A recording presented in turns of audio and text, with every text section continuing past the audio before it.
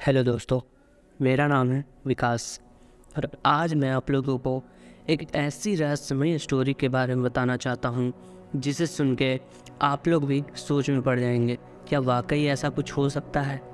तो चलिए शुरू करते हैं वो कहानी।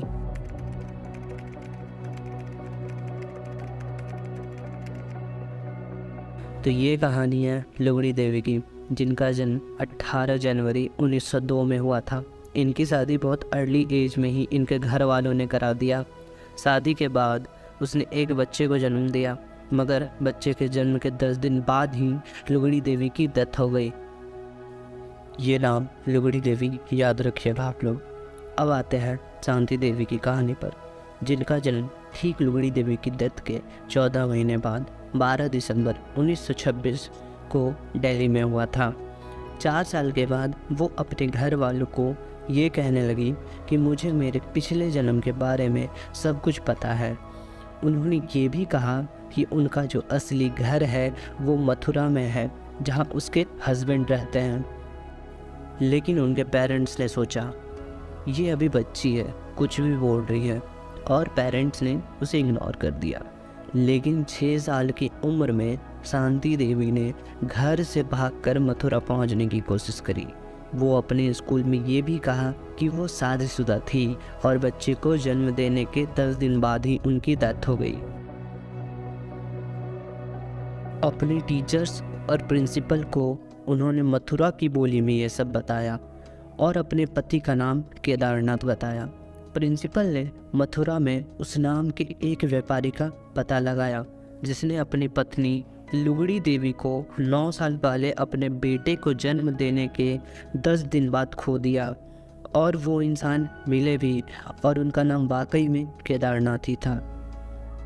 प्रिंसिपल ने सारा कुछ घटना केदारनाथ को बताया। केदारनाथ ये सारा कुछ सुनकर पहले तो उन्हें यकीन नहीं हुआ, लेकिन फिर उन्होंने अपने भाई होने का नाटक करते हुए दिल्ली पहुंचे और शांति देवी के घर पहुंचे, जहां उन्होंने अपना परिचय दिया। लेकिन शांति देवी ने कहा कि आप झूठ बोल रहे हैं, और शांति देवी ने अपने पति और बेटे को तुरंत पहचान लिया। अब ये मामला और गंभीर होने लगा। किसी को विश्वास ही नहीं हो रहा था, क्या सच में ये लुगड़ी देवी की ही अवतार है।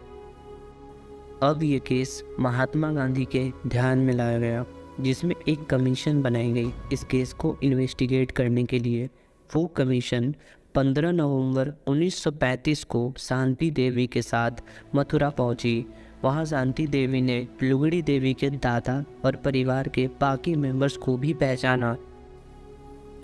उसे ये भी पता चला कि केदारनाथ ने जो डेथ के समय लुगड़ी देवी से वादे किए थे उसे उन्होंने तोड़ा था। कुछ देर वहाँ इन्वेस्टिगेशन के बाद शांति देवी और बाकी लोग सब वहाँ से चले गए। अब यहाँ सोचने वाली ये बात है कि क्या सच में किसी को अपने पिछले जन्म के बारे में सब कुछ याद रह सकती है।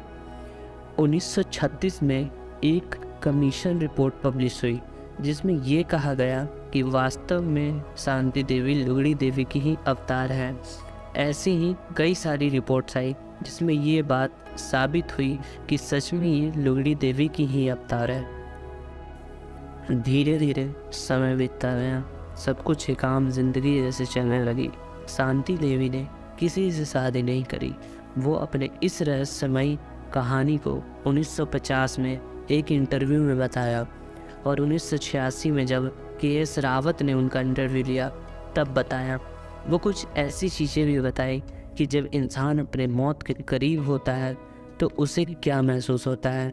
शांति देवी की मौत दिसंबर 27 को हुई।